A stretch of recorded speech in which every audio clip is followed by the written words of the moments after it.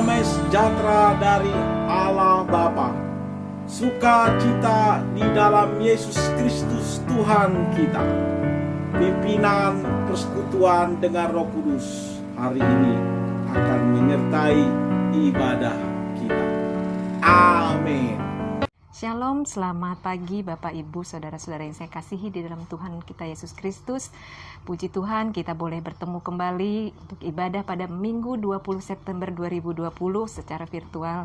Kita bersama-sama memuji dan mempermuliakan nama Tuhan. Baik, untuk mengawali ibadah kita pada pagi hari ini, kita akan menyanyikan satu lagu dari Kemenangan Iman nomor 245, O Salibmu.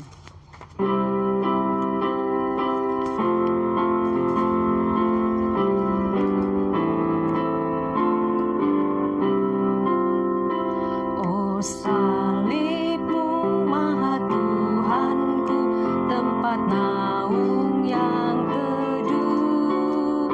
Disitulah Engkau bagiku, sumber kasih yang penuh.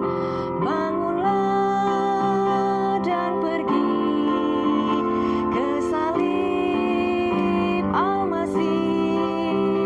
Engkau kelak bergemar, ampunmu pun besar, sekarang pun baik segera sedar.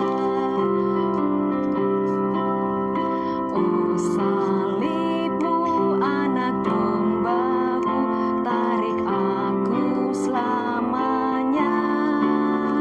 Ku dengar terus suaramu merdu, hutangmu terbayarlah. Bangunlah dan pergi ke salib Al-Masih. Engkau kelak bergemar, ampunmu pun besar, sekarang pun baik segera sedar. Jemaat yang dikasihi Tuhan, marilah kita mengucapkan pengakuan iman rasuli dengan berkata, Aku percaya kepada Allah Bapa yang Maha Kuasa, pencipta langit dan bumi, dan kepada Yesus Kristus anaknya yang tunggal Tuhan kita, yang dikandung daripada Roh Kudus, lahir dari anak darah Maria, yang menderita di bawah pemerintahan Pontius Pilatus, disalibkan, mati dan dikuburkan, turun ke dalam kerajaan maut, pada hari yang ketiga bangkit pula dari antara orang mati, naik ke surga, duduk di sebelah kanan Allah Bapa yang Maha Kuasa, dan akan datang dari sana untuk menghakimi orang yang hidup dan yang mati. Aku percaya kepada Roh Kudus, gereja yang kudus dan am, persekutuan orang kudus, pengampunan dosa, kebangkitan tubuh dan hidup yang kekal. Baik Bapak Ibu, kita akan melanjutkan pujian kita dari 245 ayat yang ketiga dan yang keempat dengan menjalankan persembahan kita masing-masing.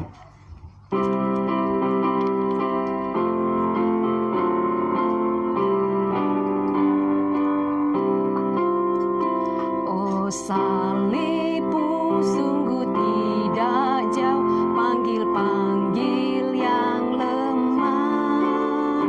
Di situlah aku tambat sau dan berhentikan lelah. Bangunlah dan pergi ke salib Al-Masih. Engkau kelak bergemar, ampunmu pun besar, sekarang pun baik segera sedar. Salibmu yang dijol juta, tak pernah runtuh rebah. Yang sakit kau dapatlah betah, dan sana baik sembah. Bangunlah dan pergi ke salib Al-Masih. Engkau kelak bergemar, ampunmu pun besar, sekarang pun baik segera sedar. Marilah kita berdoa. Tuhan Allah Bapa kami dalam kerajaan surga, terima kasih ya Tuhan Yesus, waktu yang Tuhan berikan buat kami pada pagi hari ini. Kami bersyukur atas kasih dan pertolongan Tuhan di dalam kehidupan kami satu pekan lamanya, sehingga kami boleh kembali bersama-sama ya Tuhan untuk beribadah secara virtual. Tuhan berkati kami yang mengambil pelayanan pada hari ini, kiranya pertolongan Tuhan memberikan kami kemampuan di dalam melayani ya Tuhan. Bahkan kami berdoa buat semua jemaat yang mengikuti ibadah secara virtual pada pagi hari ini. Berkati kami ya Tuhan. Terima kasih ya Tuhan Yesus, kami membuka ibadah kami pada pagi hari ini hanya di dalam nama Tuhan Yesus kami sudah berdoa dan mengucap syukur. Amin. Bapak Ibu, saudara-saudara yang kekasih, mari kita masuk ke dalam doa syafaat. Saya pimpin kita di dalam doa. Mari kita berdoa. Tuhan Allah Bapa kami dalam kerajaan surga, terima kasih ya Tuhan Yesus, sekali lagi kami datang ke hadapan hadirat-Mu untuk menaikkan segala syafaat kami ke dalam tangan-Mu ya Tuhan. Bapa, kami berdoa pada saat ini ya Tuhan untuk bangsa dan negara kami. Kami menyerahkan para pemimpin bangsa kami, Bapak Presiden, beserta para menteri di dalam memimpin bangsa dan negara kami. Kiranya Tuhan memberikan hikmat kepada mereka untuk memberikan yang terbaik untuk bangsa dan negara kami ya Tuhan. Bapa kami dalam kerajaan surga, kami mau berdoa ya Tuhan teruntuk para pemerintahan yang ada di lingkungan kami, baik yang ada di tingkat pusat maupun yang ada di tingkat sampai ke daerah yang terpencil sekalipun ya Tuhan. Kiranya Tuhan Engkau tetap memberkati mereka di dalam menjalankan segala tugas-tugas mereka ya Tuhan, untuk memberikan yang terbaik pula untuk bangsa dan negara kami ini ya Tuhan. Bapa kami dalam kerajaan surga, begitu juga kami berdoa ya Tuhan teruntuk situasi dan kondisi bangsa dan negara kami pada saat ini ya Tuhan. Engkau mengetahui ya Tuhan bahwa pandemi COVID pada saat ini ya Tuhan sungguh sangat luar biasa di dalam bangsa dan negara kami. Kami menyerahkan ya Tuhan, dan kami yakin dan percaya Tuhan pada suatu saat Engkau akan menghilangkan ya Tuhan COVID-19 ini dari bangsa dan negara kami ya Tuhan. Biarlah Tuhan pada suatu saat kami boleh beribadah kembali ya Tuhan bersama-sama dengan sidang jemaat yang lain. Bahkan kami boleh bekerja kembali secara normal ya Tuhan, sehingga kami boleh melaksanakan tugas-tugas kami semua ya Tuhan. Bahkan anak-anak sekolah boleh bersekolah kembali dengan seperti biasa ya Tuhan. Bahkan kami yang melaksanakan tugas. Bahkan kami berdoa ya Tuhan, kami sebagai tenaga medis yang bekerja, kiranya Tuhan menolong kami ya Tuhan, memberikan kami kekuatan dan kesehatan, bahkan kemampuan ya Tuhan di dalam melaksanakan tugas-tugas kami ya Tuhan Yesus. Bapa kami dalam kerajaan surga, kami juga berdoa ya Tuhan teruntuk pengurus-pengurus gereja kami, khususnya GKI yang ada di pusat, bahkan sampai yang ke daerah-daerah sekalipun ya Tuhan. Kami menyerahkan semua program-program yang mereka akan lakukan, kiranya Tuhan Engkau tetap menolong, memimpin ya Tuhan, sehingga pekerjaan Tuhan boleh terlaksana dengan baik ya Tuhan Yesus. Bahkan kami berdoa ya Tuhan untuk gereja kami GKI Teluk Lerong ini ya Tuhan. Kami menyerahkan seluruh pengurusnya ya Tuhan ke dalam tangan-Mu. Kiranya kami boleh bekerja dengan baik ya Tuhan untuk mempermuliakan nama Tuhan. Bapa kami dalam kerajaan surga, kami berdoa ya Tuhan untuk seluruh anggota jemaat yang ada di Teluk Lerong. Kami berdoa ya Tuhan untuk para anggota, orang-orang tua yang ada di gereja kami ya Tuhan. Kiranya Tuhan Engkau tetap memberikan kekuatan dan kesehatan, terutama pada saat pandemi pada saat ini ya Tuhan, di mana para lansia, para orang tua yang sangat sensitif ya Tuhan dengan kondisi ini. Kiranya Tuhan Engkau tetap memberikan kekuatan dan kesehatan, sehingga pada suatu saat kami boleh berkumpul bersama-sama lagi dengan mereka ya Tuhan. Kami berdoa juga untuk anak-anak Tuhan yang ada di dalam gereja kami, yang mereka membutuhkan pekerjaan pada saat ini. Kiranya Tuhan Engkau membuka lapangan pekerjaan buat mereka ya Tuhan. Kami berdoa bahkan kami yang sudah melaksanakan tugas, baik sebagai pegawai negeri, baik sebagai pegawai swasta, wira swasta, kiranya Tuhan Engkau tetap memberkati kami masing-masing ya Tuhan. Kami berdoa untuk anak-anak sekolah yang mungkin pada saat ini, dalam situasi pada saat ini ya Tuhan, tidak bisa melakukan sekolah dengan secara normal tatap muka ya Tuhan. Namun kami yakin dan percaya Tuhan Engkau tetap memberikan akal budi, hikmat dan kepintaran ya Tuhan, sehingga mereka boleh belajar, bahkan bertambah ilmu mereka ya Tuhan, meskipun hanya melalui media sosial. Bahkan ya Tuhan, kami berdoa juga untuk saudara-saudara kami yang mungkin pada saat ini mereka dalam keadaan sakit. Kiranya Tuhan Engkau tetap menolong para hamba-hamba Tuhan yang sedang pada saat ini mengalami sakit karena corona ini ya Tuhan. Kami menyerahkan ke dalam tangan-Mu ya Tuhan. Kiranya pertolongan Tuhan tetap berlaku atas anak-anak Tuhan ini ya Tuhan. Bapa kami dalam kerajaan surga, begitu banyak persoalan-persoalan yang kami hadapi ya Tuhan. Kami menyerahkan semuanya ke dalam tangan-Mu. Kami berdoa ya Tuhan untuk seluruh masing-masing keluarga yang ada di dalam gereja kami ya Tuhan, di dalam setiap persoalan-persoalan yang tidak dapat kami sebutkan satu persatu. Kiranya Tuhan Engkau tetap hadir di dalam setiap persoalan-persoalan di dalam keluarga masing-masing ya Tuhan. Terima kasih ya Tuhan Yesus, terima kasih atas kasih dan pertolongan Tuhan. Dan kami yakin dan percaya pada suatu saat kami boleh berkumpul bersama-sama kembali ya Tuhan untuk beribadah. Bapa kami dalam kerajaan surga, terima kasih untuk semua dan kasih setia Tuhan di dalam kehidupan kami. Bapa, kami akan mengakhiri doa kami syafaat pada saat ini. Kami mengucapkan doa Bapa kami secara bersama-sama. Bapa kami yang ada di dalam kerajaan surga, dikuduskanlah nama-Mu, datanglah kerajaan-Mu, jadilah kehendak-Mu di bumi seperti di dalam surga. Berilah kami pada hari ini makanan kami yang secukupnya, dan ampunilah kami akan kesalahan kami, seperti kami juga mengampuni orang yang bersalah kepada kami. Dan janganlah masukkan kami ke dalam pencobaan, tetapi lepaskanlah kami daripada yang jahat. Karena Engkaulah empunya kerajaan dan kuasa dan kemuliaan sampai selama-lamanya. Amin. Tiba saatnya kita akan mendengarkan kebenaran firman Tuhan yang disampaikan oleh hambanya. Namun sebelumnya kita akan memuji Tuhan, Engkaulah perisaiku.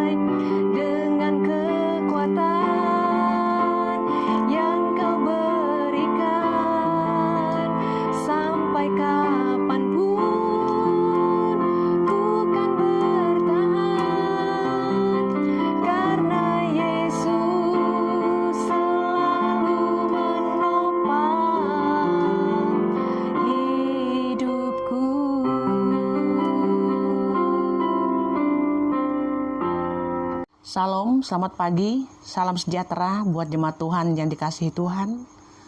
Kita patut bersyukur pada Tuhan Yesus, karena atas izinnya lah kita masih bisa bersama-sama beribadah, walaupun hanya lewat online saja. Tapi biarlah itu tidak mengurangi rasa sukacita kita kepada Tuhan Yesus. Oke, sebelum kita belajar dari kebenaran firman Tuhan pagi ini, terlebih dahulu mari kita berdoa. Segala pujian hormat hanya bagi-Mu Tuhan. Pada saat pagi hari ini kami patut bersyukur kepada Tuhan atas kebaikan Tuhan. Kami masih diberi kesempatan untuk bisa beribadah di tempat ini ya Tuhan, berbakti memuji dan memuliakan nama Tuhan. Pada saat hari ini ya Tuhan, Engkau pakai hamba untuk menjadi saluran berkat-Mu. Berikan hikmat, pengertian bagi kami Roh Kudus untuk kami dapat melakukan kebenaran firman-Mu. Engkau memberkati kebenaran firman Tuhan ini dari awal pertengahan hingga berakhirnya. Di dalam nama Tuhan Yesus Kristus Allah kami yang hidup, haleluya, amin. Oke, Kita kembali kepada tema sentral kita, yaitu Injil 4 berganda sebagai kristosentris Gereja Kemah Injil Indonesia kita yang tercinta. Ya, saat ini kita berada pada kompetensi dasar, yaitu memahami sebagai penghayatan dalam kehidupan Kristen yang bersentralisme kepada Yesus Kristus penyembuh. Dan indikator yang akan kita pelajari pagi ini yaitu mewujudkan eksistensi dalam konsistensi yang menghayati keteladanan Yesus Kristus penyembuh. Dasar pembacaan firman Tuhan pagi ini terdapat dalam kitab Ibrani 13 ayat 8. Saya akan bacakan buat jemaat sekalian. Ibrani 13 ayat 8. Yesus Kristus tetap sama, baik dahulu, sekarang, dan sampai selama-lamanya. Tema firman Tuhan pagi ini yaitu tentang kesembuhannya tetap sama. Apanya yang sama? Ya. Berdasarkan Ibrani 13 ayat 8, yang tetap sama itu adalah Tuhan Yesus. Apanya yang sama? Apanya yang tidak berubah dari Tuhan Yesus? Yang masih tetap sama dan tidak berubah, pribadinya yang luar biasa. Kasihnya, cintanya, kuasanya, bahkan mujizatnya yang tidak pernah berubah. Kembali ke tema firman Tuhan, bicara tentang kesembuhannya tetap sama. Mari kita belajar dari kisah 10 orang kusta dalam Injil Lukas 17 ayat 11 sampai 19. Saya tidak membawa saudara untuk membaca dari semua ayat ini, ya, tapi saya mau ceritakan secara singkat apa yang terjadi di Injil Lukas 17 ayat 11 sampai 19. Suatu waktu Yesus itu mengadakan perjalanan ke Yerusalem, dan ia melewati daerah perbatasan antara Samaria dan Galilea. Waktu Yesus memasuki sebuah perkampungan, ia didatangi oleh 10 orang kusta. Ya. Bicara tentang kusta adalah suatu penyakit kulit yang mengerikan dan berjangkit atau menular. Nah, dalam kitab Bilangan 12 ayat 10 sampai 12, menurut hukum Allah, seorang berpenyakit kusta wajib berteriak najis, najis, dan tinggal di tempat yang terasing dari orang lain. Nah, kita sungguh kasihan ya, orang yang berpenyakit kusta ini, di mana mereka ini diasingkan, mereka ini terasing, terbuang dari masyarakat, ya. Pada waktu orang kusta ini melihat Yesus dari kejauhan, ya, mereka melihat Yesus melintasi tempat mereka berada, mereka berteriak, ya, meminta kesembuhan dari Tuhan Yesus. Apa respon Tuhan Yesus? Kita lihat di ayat yang ke-11 sampai 14. Apa reaksi Yesus atas seruan 10 orang kusta tersebut? Ya. Reaksi Yesus adalah Tuhan Yesus sangat peduli. Ini yang luar biasa dari pribadi Yesus, yang tidak pernah berubah, yang tetap sama dulu, sekarang, sampai selama-lamanya. Perlu diingatkan kembali di sini bahwa kepedulian Tuhan Yesus bukan saja terjadi saat Tuhan Yesus masih ada di dunia ini, tetapi juga saat Tuhan Yesus sudah di sorga. Kemudian Tuhan Yesus berlaku untuk semua orang yang berseru padanya. Berseru bukan hanya untuk kesembuhan saja, tetapi juga menjawab kebutuhan terdalam kita. Ya. Allah kita adalah Allah yang peduli. Ia tidak pernah terlampau sibuk untuk tidak mendengar seruan kita. Dan ia tidak pernah terlampau lelah untuk menjawab setiap masalah kita. Kalau kita tahu Tuhan kita Tuhan yang peduli, mari kita bawa pergumulan kita kepada Allah yang peduli. Jangan kita salah membawa masalah kita. Kecenderungan orang-orang percaya akhir-akhir ini membawa masalahnya ke tempat-tempat yang salah, ya. Dan itu tidak dapat menjawab kebutuhan kita pada saat kita menghadapi masalah. Apa contoh? Banyak orang membawa masalahnya ke tempat yang salah. Ya, perlu diketahui bahwa manusia itu terbagi menjadi 3 bagian, ya. Tubuh, jiwa, dan roh. Bicara tentang jiwa itu berbicara tentang pikiran, perasaan, dan kehendak. Kalau manusia itu mati, ya, tubuh kembali ke tanah, roh kembali ke Allah, dan jiwa dihakimi. Jadi perlu diketahui, area yang masih bisa diganggu oleh setan yaitu tubuh dan jiwa. Nah, sampai di sini saya ingin beritahukan ya, jika masalah sudah masuk ke area jiwa, maka jiwa yang jadi tertekan. Karena jiwa adalah tempat kita bereaksi atau berespon, ya, terhadap segala sesuatu. Jadi untuk melampiaskan tekanan jiwa, seseorang pasti mau curhat. Nah itu dia. Tidak salah kalau mau curhat. Tapi curhatlah di tempat yang benar. Karena Tuhan kita adalah Tuhan yang peduli. Jangan pernah lagi curhat ke media sosial, ya. Curhat ke orang-orang yang tidak bertanggung jawab seperti dulu yang pernah saya lakukan, ya. Tidak akan pernah dapat jalan keluar. Palingan cuma dapat likes atau dapat komen sedikit. Rugi. Ya, itu tidak mengubah masalah. Kita tidak akan mendapat jalan keluar dari masalah yang kita sampaikan kepada curhatan kepada yang salah tersebut. Nah, di situ. Jadi, mari kita membawa masalah kita itu hanya kepada Allah yang peduli, ya. Maka kita akan mendapat jalan keluar dan kelegaan.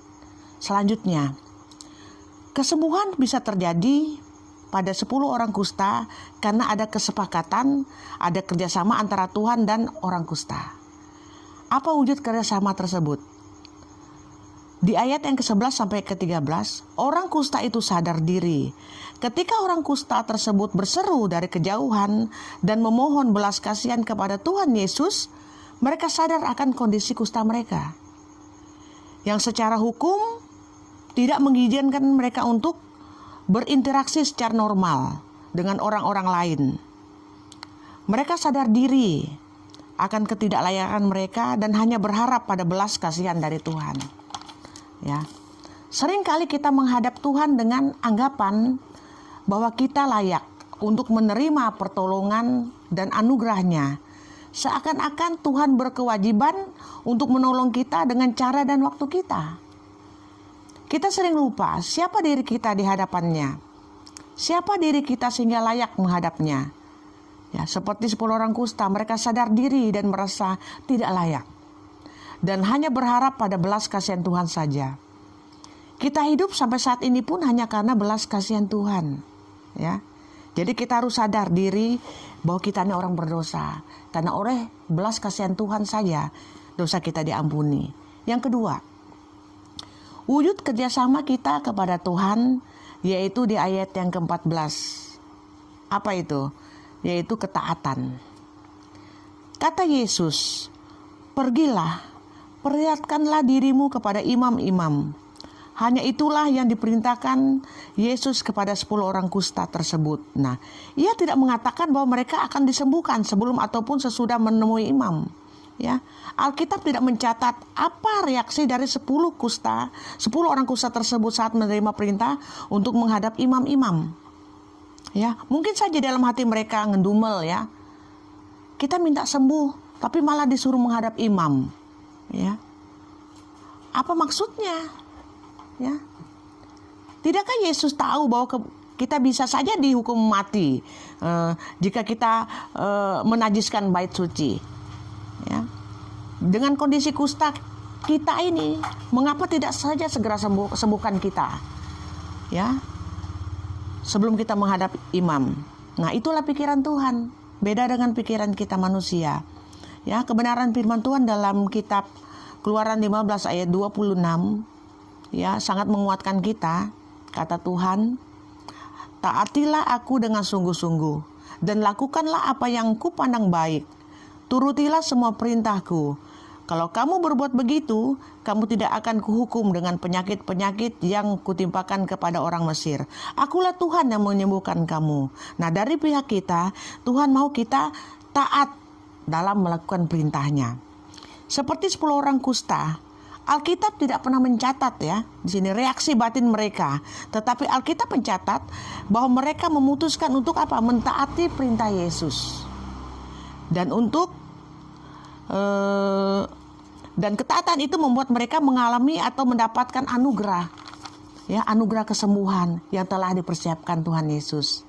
Kesembuhan adalah anugerah Tuhan dan ketaatan hanyalah jalan untuk mendapatkannya. Nah, ada kalanya Tuhan menuntut ketaatan dalam ketidaktahuan kita, ketidakmengertian kita. Seperti halnya Naaman ya, yang disuruh Elisa mandi di sungai Yordan 7 kali sebelum memperoleh kesembuhan. Kepastian itu baru terlihat setelah kita mentaati perintahnya. Sekalipun perintah itu membawa resiko yang tidak ringan. Nah, proses hingga mendapat kepastian itu mungkin saja didapat dalam waktu singkat.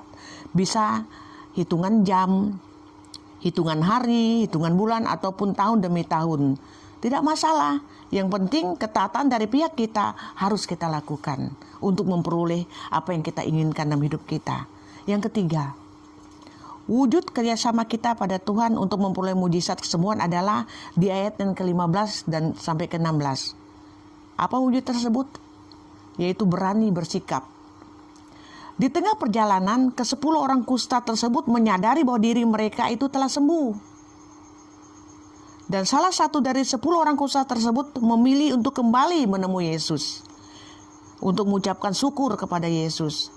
Namun ke-9 orang kusta lainnya memilih untuk meneruskan perjalanan menemui imam-imam. Nah, betapa unik ya kehidupan ini. Ketika mereka dalam penderitaan yang sama, orang Samaria dan orang Yahudi dapat berjalan bersama-sama. Namun justru ketika kondisi mereka sehat atau normal, mereka justru terpisah oleh tradisi dan agama. Nah, iman bukanlah masalah apa kata orang banyak. Ya, kebenaran tidaklah ditentukan oleh suara terbanyak, tetapi diperlukan keberanian untuk menyatakan iman dalam merespon anugerah Tuhan. Yang keempat, yang terakhir, dari pihak Tuhan.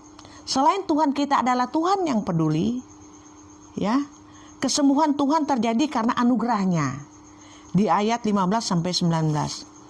Orang Samaria yang telah disembuhkan ini kembali untuk menemui Yesus. Di sepanjang perjalanan ia menyaksikan kemurahan Tuhan dengan suara nyaring. Ya. Hingga akhirnya ia tiba dan tersungkur di kaki Yesus. Dan Tuhan Yesus menerima penyembahannya, serta mengutus orang itu menjadi saksinya. Nah, orang Samaria ini mengalami kesembuhan, tidak saja secara jasmani, ya, namun juga pembebasan secara rohani. Sementara ke-9 orang kusta lainnya yang telah sembuh hanya menerima kesembuhan secara jasmani tanpa mengalami pembebasan secara rohani. Nah, tidak semua orang yang menerima, mengalami mujizat Tuhan akan serta-merta mengalami anugerah keselamatan jiwa. Mujizat hanyalah salah satu jalan untuk memasuki hubungan yang baru dengan Tuhan. Tapi kembali kepada Yesus, menundukkan diri dalam penyembahan, mengucap syukur, dan memuliakan Tuhan adalah tindakan yang selayaknya dilakukan sebagai respon atas anugerah Tuhan dalam kehidupan kita. Amin. Kesimpulan dari firman Tuhan pagi ini adalah bahwa Tuhan kita itu tetap sama, dulu, sekarang, sampai selama-lamanya. Baik itu pribadinya, kuasanya, kasihnya, cintanya, mujizatnya. Ya, sampai saat ini pun kita masih bisa nikmati mujizat Tuhan, nikmati kesembuhan Tuhan. Yang terpenting ada kerjasama dari pihak Tuhan dan kita. Ya, kalau dari pihak Tuhan, Dia adalah Tuhan yang peduli, dan kesembuhan terjadi karena anugerahnya. Yang kedua, kalau dari pihak kita untuk menikmati kesembuhan harus ada apa? Ada ketaatan dalam melakukan perintah-perintah Tuhan. Yang kedua, ada keberanian untuk bersikap setelah menerima kesembuhan atau mujizat Tuhan. Kita kembali kepada Yesus, ya, menundukkan diri dalam penyembahan, mengucap syukur dan memuliakan Tuhan sebagai bentuk terima kasih dan penghormatan atas kebaikan Tuhan. Puji Tuhan, biar kebenaran firman Tuhan ini menguatkan kita. Mari kita berdoa. Segala pujian hormat hanya bagi-Mu Tuhan. Terima kasih atas kebenaran firman-Mu. Mampukan kami ya Tuhan untuk dapat menjadi pelaku firman dalam kami menjalani kehidupan kami. Taat dalam melakukan perintah-perintah Tuhan dan berani untuk bersikap setelah menerima mujizat yang Tuhan berikan dalam kehidupan kami dengan menundukkan diri dalam penyembahan, mengucap syukur dan memuliakan Tuhan sebagai bentuk terima kasih dan penghormatan atas kebaikan Tuhan. Terima kasih Bapa atas kebaikan-Mu. Kami tutup pemberitaan firman Tuhan ini hanya di dalam nama Tuhan Yesus Kristus, Allah kami yang hidup. Haleluya. Amin.